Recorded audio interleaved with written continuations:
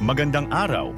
Sa video na ito, tatalakayin natin ang buod ng ika-27 kabanata ng El Filibusterismo ni Dr. Jose Rizal na may pamagat na Ang Pari at ang Estudyante.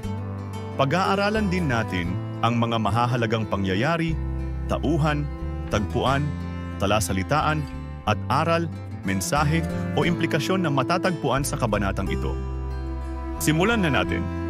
Nagkaroon ng mahalagang pag-uusap si Padre Fernandez at Isagani na nagbigay daan sa isang matinding palitan ng kuro-kuro.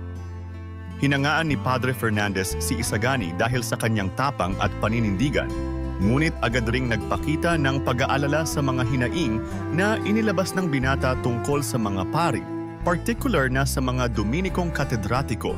Naging tapat si Isagani sa kanyang mga saloobin at diretsahang sinabi na ang mga pari ay mga tagapag-aruga ng education na sa halip na magpalaya ng kaisipan ay pinipigilan ang kaalaman ng mga Pilipino upang manatili silang sunod-sunuran. Binatikos niya ang mga pari bilang mga tagapagsilbi ng karunungan na hindi nais na palayain ang kaisipan ng mga Pilipino upang hindi nila tuligsain ang mga pari at ang kanilang mga gawain. Sinabi ni Isagani na ang kalayaan, karunungan, at katarungan ay hindi maaaring paghiwalayin at itinuturing niyang malaking pagkakamali ng mga pari ang hindi pagtupad sa kanilang tungkulin na magbigay ng wastong edukasyon. Ayon sa kanya, ang patuloy na pang-aalipin ng mga pari sa mga Pilipino ay nagtutulak sa bayan na maging mapagkunwari at mawalan ng dignidad. Sa kabilang banda, ipinaliwanag ni Padre Fernandez na ang edukasyon ay dapat ibigay lamang sa mga karapat-dapat.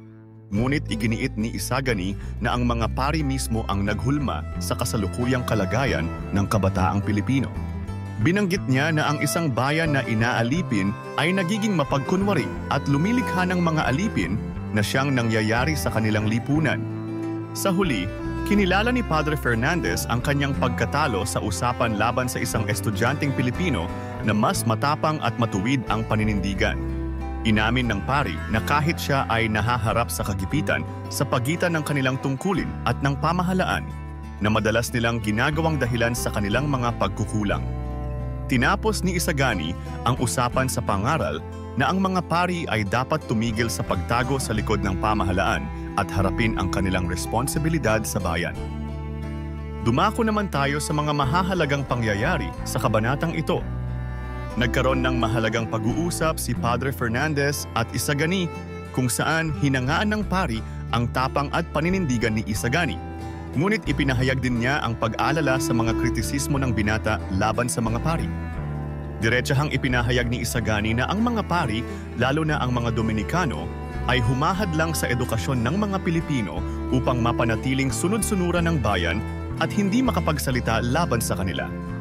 Ipinaliwanag ni Isagani na ang kalayaan, karunungan, at katarungan ay hindi maaaring paghiwalayin at binatikos niya ang mga pari sa kanilang kabiguan na magbigay ng tamang edukasyon sa kabataang Pilipino na nagiging sanhi ng pang-aalipin at pagkawala ng dignidad.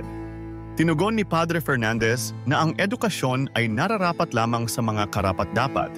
Ngunit iginiit ni Isagani na ang mismong mga pari ang dahilan ng kasalukuyang sitwasyon ng kabataang Pilipino dahil sa pagsupil sa kanilang kalayaan at kaalaman.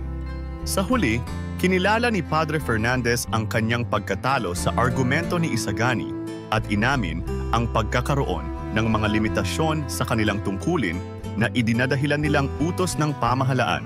Ngunit nanatili si Isagani sa kanyang paniniwala na dapat harapin ng mga pari ang kanilang responsibilidad sa bayan at hindi magtago sa likod ng pamahalaan. Mga mahahalagang tauhan. Padre Fernandez, isang Dominikong pari at propesor na may liberal na kaisipan kumpara sa karamihan ng kanyang mga kapwa-pari. Siya ang naging tagapagtanggol ng mga pari sa kanilang pag-uusap ni Isagani at sinikap na ipaliwanag ang panig ng simbahan at pamahalaan.